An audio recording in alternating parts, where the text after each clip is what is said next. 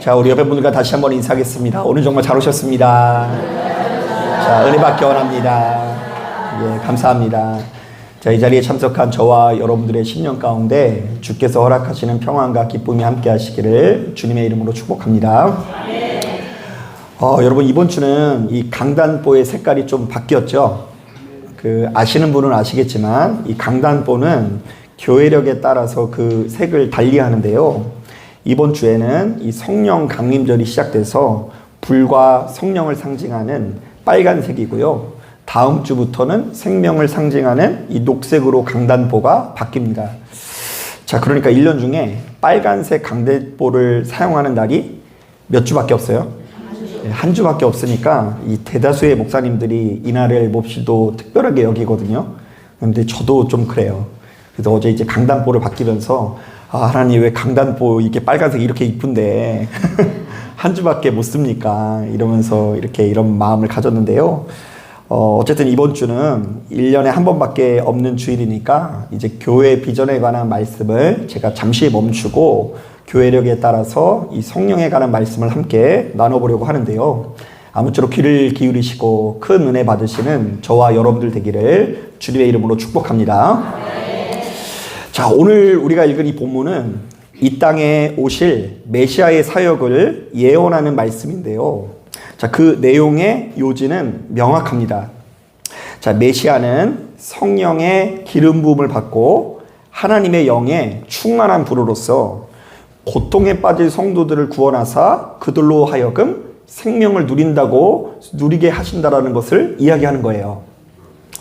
자, 그런데 본문을 꼼꼼히 묵상해 보면 바로 이러한 메시아의 사역, 성령의 사역을 소개하면서 너무나 특별한 표현들이 담겨져 있는데요. 자, 우리 다 같이 1절, 2절 말씀 천천히 한번 읽어볼게요. 시작. 주 여호와의 영이 내게 내리셨으니 이는 여호와께서 내게 기름을 부으사 가난한 자에게 아름다운 소식을 전하게 하려 하심이라.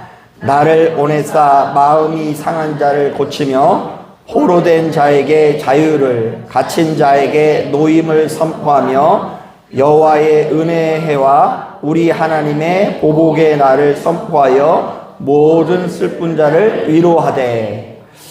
자, 여러분, 이 내용이 뭔지 아시겠어요? 자, 우리는 여기서 이 은혜의 해 내지는 보복의 날이라는 부분에 밑줄을 그어야 하는데요. 자, 바로 이것은 희년이라는 율법의 내용을 기록하고 있는 것입니다. 자, 그러니까 이제 레위기 말씀을 보면 희년이라는 율법이 나오는데 바로 오늘 본문에 그 희년에 관련되어 있는 말씀을 이렇게 풀어내고 있다는 것이죠. 자, 그렇다면 본문을 이렇게 해석해 볼 수 있을 것 같아요. 한번 따라해 보겠습니다. 성령께서 이 땅에 희년을 선포하실 것이다. 네, 한 번 더 따라하겠습니다. 이 땅에 오신 메시아께서 희년을 선포하실 것이다.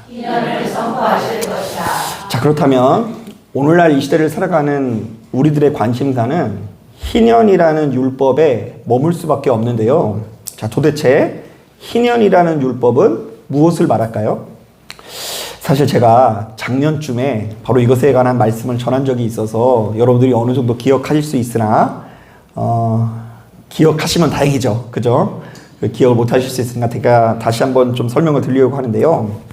자, 우리가 바로 이 희년이라는 율법을 알기 위해서는 그 어려운 레위기 25장을 좀 충분히 묵상을 해야 됩니다.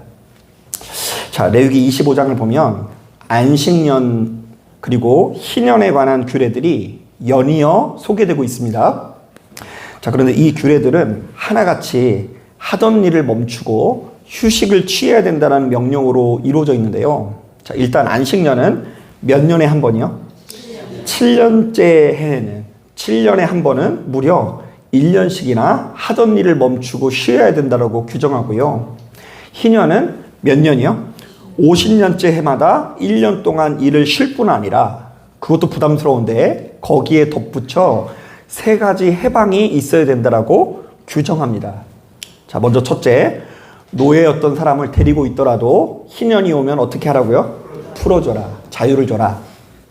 자, 모든 빚진 자의 빚이 있더라도 희년이 되면 탕감해주고, 또한 모든 땅들이 내가 누군가에게 샀더라도 본래의 주인에게 돌아가야 된다라고 규정합니다. 자, 그러니까 여러분, 이거 얼마나 부담스러운 명령입니까? 자, 일단 우리가 어쩌다 이제 사업하시는 분들 같은 경우에는 일주일에 한 번 쉬는 것도 참 부담스럽잖아요. 그죠? 제가 이제 옛날에 얘기 듣기로는 요식업에 종사하시는 분은 전체 매출의 70%가 주일날 거두게 된대요. 자, 그런데 여러분, 그거 포기하고 주일날 예배 드리러 올 수 있겠어요? 할렐루야. 그런데 이제 보통 믿음으로 그렇게 할 수 있는 게 아니에요. 자, 그런데 일주일에 한 번 쉬는 것도 부담스러운데, 안식년은 1년을 통으로 쉰다라는 것은 정말 말도 안 되는 것이죠. 더군다나 이 규례를 철저히 순종하다 보면 49년째, 그러니까 77에 49년째 하고 50년째가 2년 연거푸시잖아요. 그죠? 그럼 여러분, 할렐루야 소리가 저절로 나올 것 같아요? 우리 중에 이런 명령에 철저히 순종할 수 있는 사람이 어디 있겠습니까? 아무리 성경에 나온 말씀이지만 이 말씀 그대로 살다가는 굶어 죽기 딱 좋을 것 같다는 생각이 들기도 합니다. 자, 그런데 정작 우리 하나님께서는 안식년과 희년에 관한 말씀을 하시면서 정반대의 말씀을 하시는데요. 자, 제가 한번 읽어볼게요. 너희는 내 규례를 행하며 내 법도를 지켜 행하라. 그리하면 너희가 그 땅에 안전하게 거주할 것이라. 땅은 그곳에 열매를 내리니 너희가 배불리 먹고 거기 안전하게 거주하리라. 자, 하나님께서는 도리어 정반대의 말씀을 하시는데요. 이스라엘 백성들이 안식년과 희년 규례를 철저히 지킬 때에 배불리 먹을 수 있을 뿐더러 더욱 안전한 세상에서 살 수 있을 거라는 언급이 2번씩이나 연거푸 등장하고 있어요. 자, 이게 도대체 무슨 말일까? 7년에 한 번 통으로 쉬는 날이 50년에 한 번 통으로 쉬는 날이 어떻게 우리 모두를 안전하게 한다는 것일까요? 자, 우리들의 상식으로는 젊은 날 열심히 일하는 사람들이, 그것도 남들이 놀 때 열심히 일해서 통장에 두둑히 돈이 쌓여 있는 사람이 훨씬 더 안전하게 살 것 같다라는 생각이 들기도 합니다. 자, 그런데 바로 이 말씀을 제대로 이해하기 위해서는 이제 한 가지 고려해야 되는 것이 있는데요. 자, 레위기 25장에 나오는 이 안전이라는 말은요, 우리 문화에서는 안전이라고 번역되어 있지만, 자, 그들은 희망 내지는 신뢰라는 관점에서 번역을 하는데요. 자, 그렇다면 레위기 25장의 주제를 이렇게 해석해 볼 수 있을 것 같아요. 한번 따라해 보겠습니다. 어떻게 해야 우리 사회가 희망을 잃지 않을 수 있을까?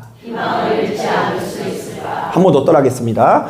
어떻게 해야 우리 사회가 서로 신뢰하며 살 수 있을까? 자, 바로 이런 관점에서 보면 안식년과 희년에 관한 규례가 정말로 보석 같은 규례라고 할 수 있는데요. 자, 우리가 이제 안식년에 농사를 짓지 않더라도 그 땅에서 열매가 조금 자라요, 안 자라요? 자라죠. 자, 그런데 그 열매를 그 땅에 거주하는 종들과 나그네들과 과부들이 먹도록 너희들이 추수하지 말고 그대로 내비두라는 말씀이 나와요. 그러니까 7년에 한 번 그냥 쉬는 게 아니라 그 쉬어진 땅에서 나오는 열매를 누가 먹게 하라고요? 약자들이 먹게 하라는 거예요. 자, 그렇다면 이 말씀도 이렇게 해석할 수 있죠.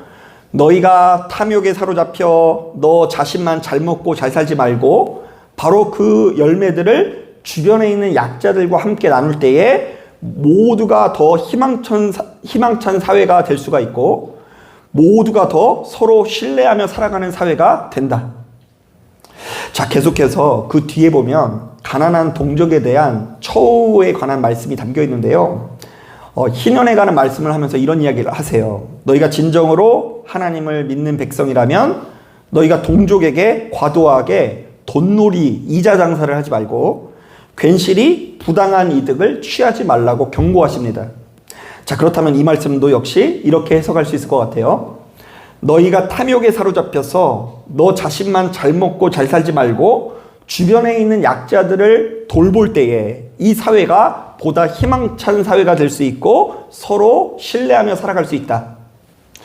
자, 그렇다면 레위기 25장에 담겨져 있는 안식년 규례도 있고 그렇고 희년 규례도 그렇고 이 모든 규례들은 일종의 약자 보호법이라고 할 수 있는데요. 이른바 하나님의 형상대로 지음받은 인간이 경제적인 이유로 누군가에게 종속된다거나 누군가의 노예가 되는 것을 막는 법이라는 것이죠. 자, 저는 바로 이 규례들이 그야말로 수천 년을 앞서가는 대단히 혁명적이고 이 수준 높은 법이라는 생각이 드는데요. 왜냐하면 바로 이 법들은 인류 사회가 끝없이 실패해왔던 죄된 본성, 즉 이기심과 탐욕에 대한 경고이자 아주 실질적인 해결책이 되는 법이기 때문입니다.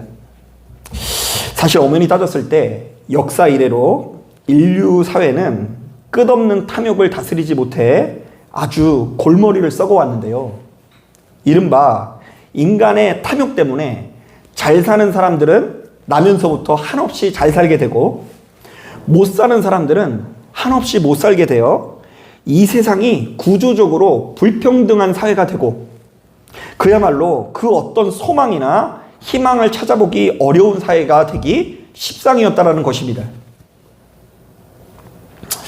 자, 저는 전도사 때 그 청년 사역을 하면서 유독 어떤 청년들을 많이 만났냐면요.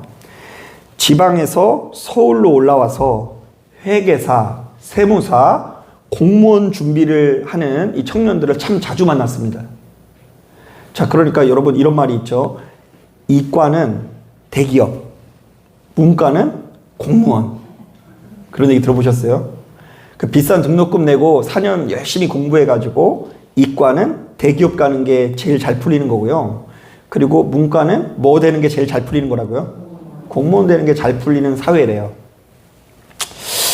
자, 저는 그 교회 주변에 이제 그런 것들을 준비하는 학원들이 많아가지고 그런 청년들을 구조적으로 굉장히 만날 수 있었는데요. 자, 그런데 저는 그때 그 청년들과의 이 만남을 통해서 현실적으로 우리 청년들이 어떤 고민과 부담을 가지고 있는지를 체감할 수 있었어요.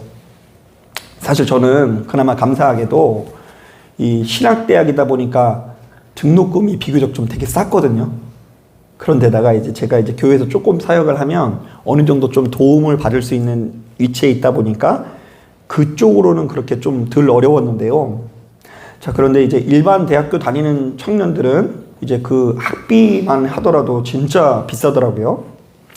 자, 예를 들면 여러분 서울에서 제일 유명한 Y대학 있잖아요. 거기를 가면은요, 이제 공부를 잘해서 Y대학 가면 좋을 것 같은데 별로 안 그럴 수도 있더라고요. 일단 1년에 학비가 1,000만 원 정도 드니까요. 이 대학 생활 내내 아무것도 안 하고 학비만으로도 약 4천만 원 정도를 지출해야 되는 거죠. 자, 그런데 일부 청년들은 집에 여유가 있어서 이 모든 돈들을 대줄 수 있으나 대다수의 청년들은 은행의 도움으로 학교를 다니게 됩니다.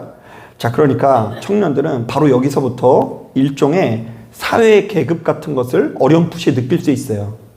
야, 나랑 같은 친구 중에 저렇게 불성실한 애는 집안이 잘 살아가지고 아무런 빚도 없이 졸업을 하는구나. 그러니까 나는 죽자 살자 편의점 알바를 하고 이러더라도 내 계좌에는 지금 수천만 원의 빚이 쌓여 있구나. 게다가 이 청년들이 이렇게 거금을 들여서 대학을 다니는 것도 모자라서 고시원 쪽방에 갇혀서 회계사, 세무사, 공무원 시험을 준비를 하는데요. 그거 준비하는 학원 더럽게 비싸요. 아주 대학 또 다니는 거랑 똑같아요. 자, 그러니까 이제 집안의 온 식구들이 전심전력으로 뒷바라지를 하는데요. 자, 바로 이때에도 대다수의 청년들이 집안의 형편에 따라서 그 처우가 전혀 다르게 됩니다. 일단 집안에 여유가 있는 청년들은 좀 더 쉽게 도전하고 좀 더 오래 도전하고요. 설령 몇 번 실패를 경험한다고 할지라도 부담이 덜합니다. 야, 얼마든지 해. 아빠가 마음껏 내가 뒷바라지 해줄게.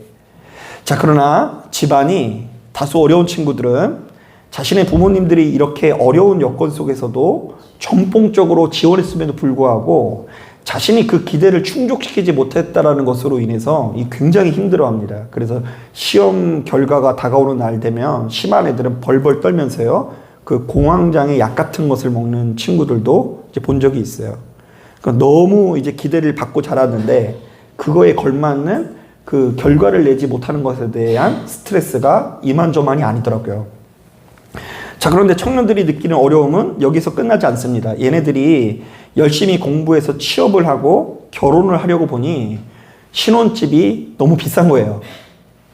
자, 2021년 기준으로 서울의 아파트 값이 평균이 12억이거든요.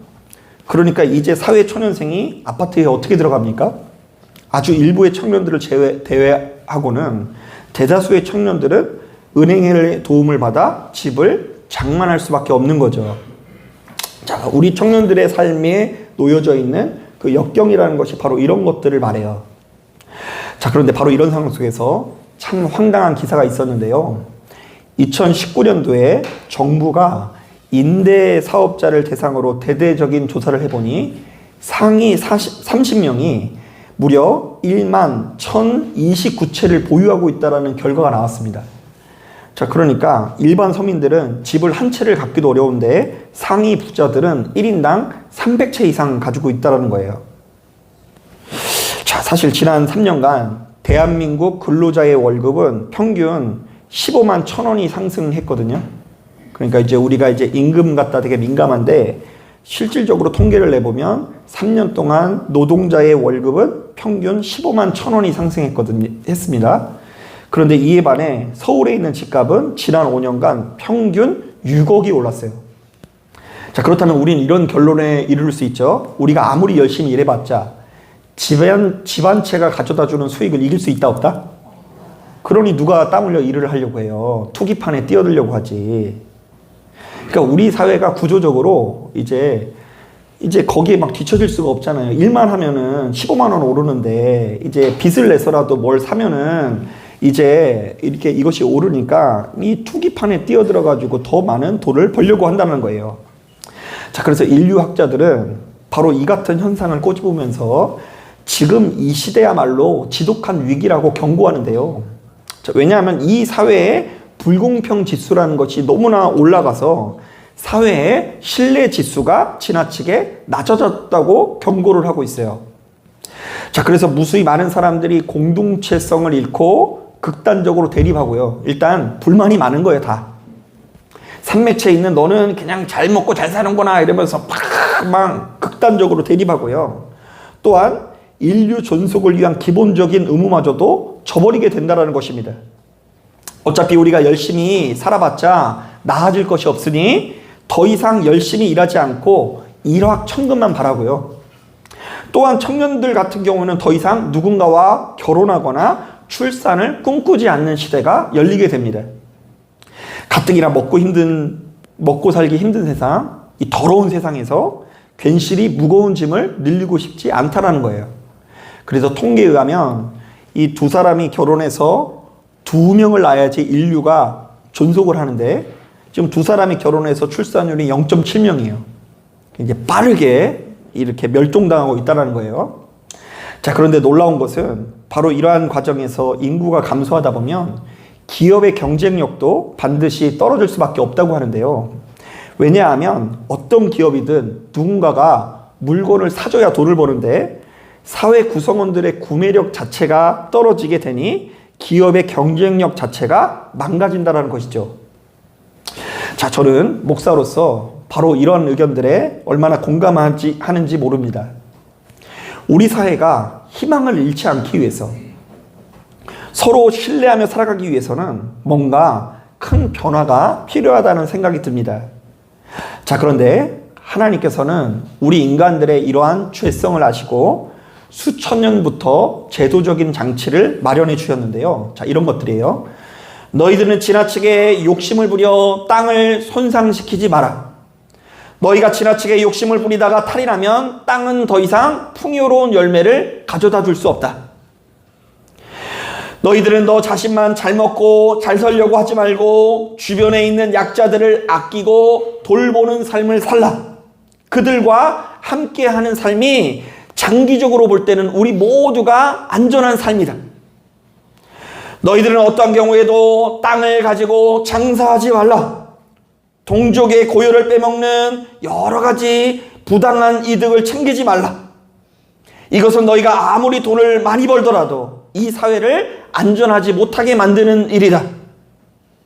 바로 이런 차원에서 아무리 빚이 많은 사람이라도 적어도 50년에 한 번씩은 그 빚을 탕감해주고 모든 토지는 본래 주인에게 돌아가도록 하라.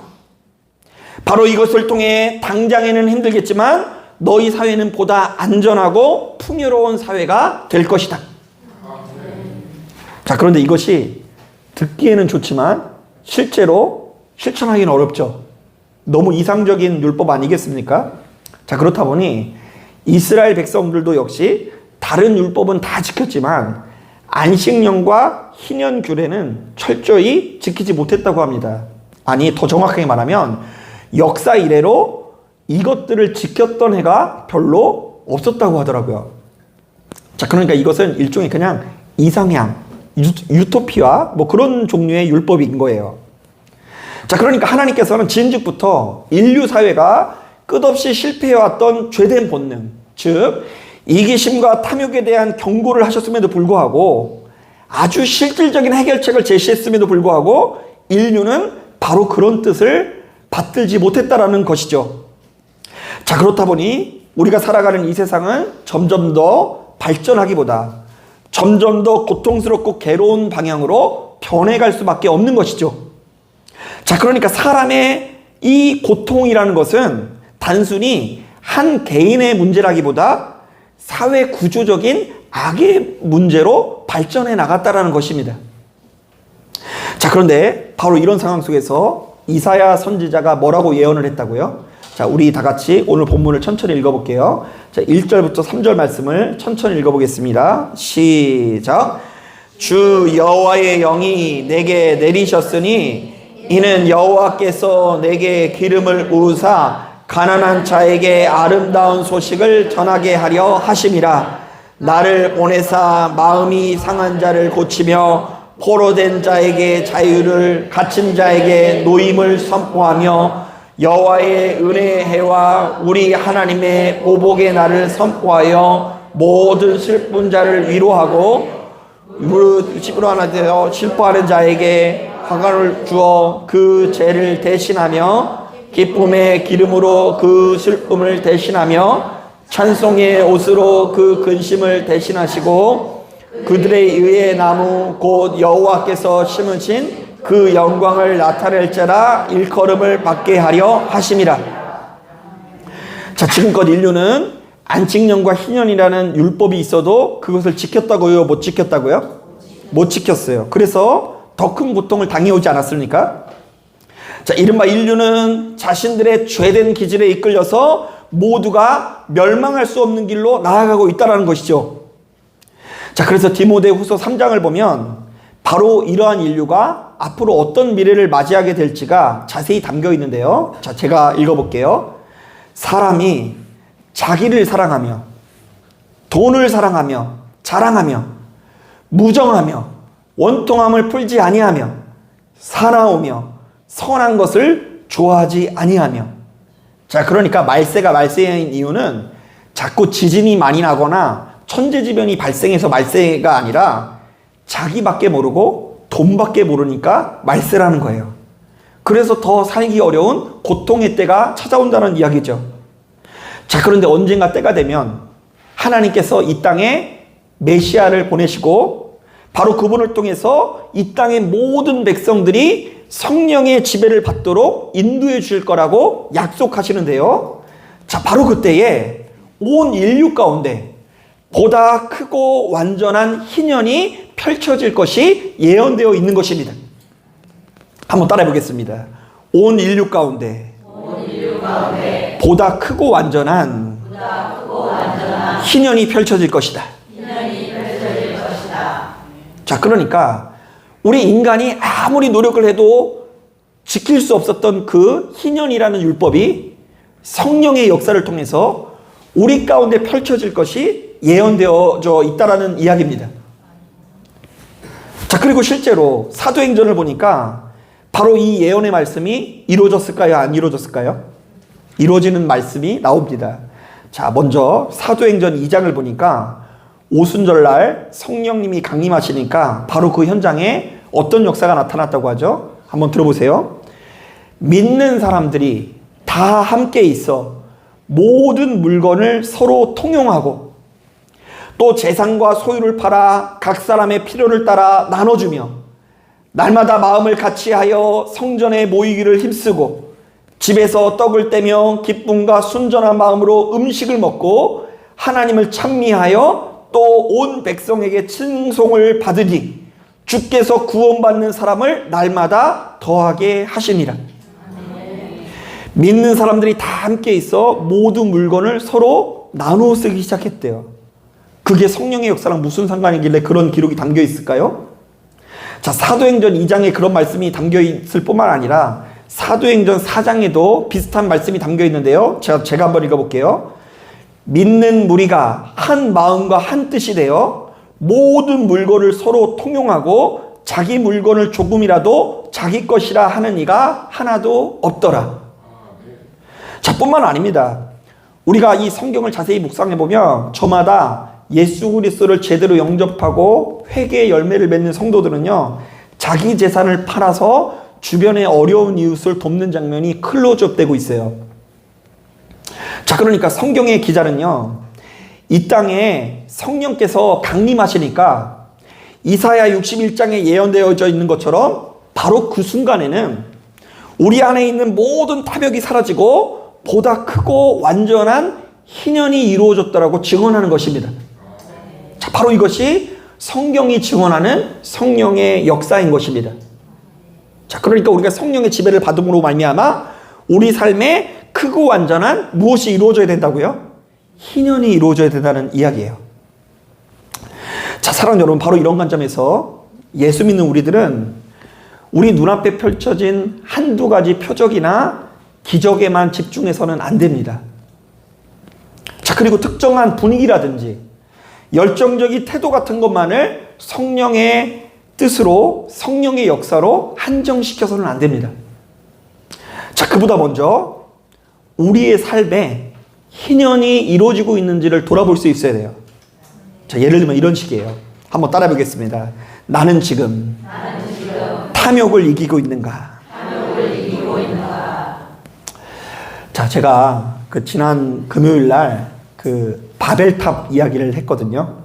자, 그러니까 이제 성경은 홍수 이야기가 지난 이후에 여전히 인간의 죄성이 끊어지지 않는다라는 것의 상징으로 바벨탑 이야기를 인용하고 있는데요. 이 바벨탑 보면 서로 사람들이 어디로 올라가려고 그래요? 올라가려고 하죠. 이게 이제 일종의 피라미드 시스템이에요.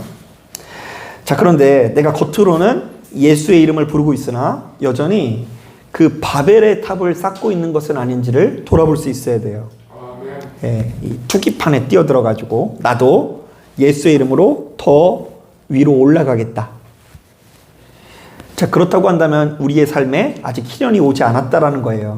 성령의 지배를 받고 있지 못하다는 것이죠. 또한 겉으로는 예수의 이름을 불러도 여전히 포로된 삶을 살아가고 있는 것은 아닌지를 돌아봐야 돼요. 내가 자유인인가 아니면 여전히 포로된 삶을 사는가.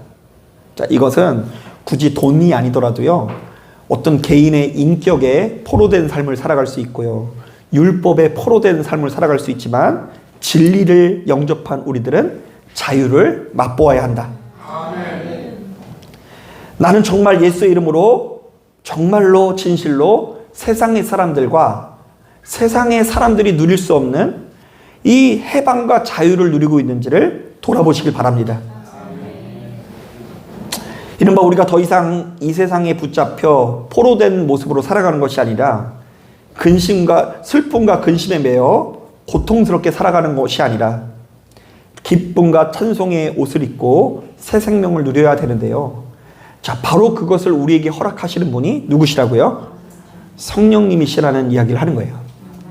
좋은 복지 제도가 우리의 삶을 유익하게 만드는 것이 아니라 좋은 이 여러 가지 환경과 풍요로움이 우리를 아름답게 만드는 것이 아니라 우리의 주인이 성령님이 될 때, 우리가 주님의 가르침을 따를 때에 우리의 삶이 변하여서 보다 크고 완전한 희년이 펼쳐질 것이 성경 전체를 통해서 우리에게 예언되어져 있어요. 참 재미없지만 중요한 말씀인 것 같아요. 사랑하는 여러분, 아무쪼록 이 자리에 참석한 저와 여러분들의 삶에 성령님께서 개입하셔서 우리의 삶에 진정한 희년이 선포되고 궁극적으로는 하나님의 나라를 이루어 가시는 저와 여러분들 되기를 주님의 이름으로 축복합니다. 자, 기도하겠습니다.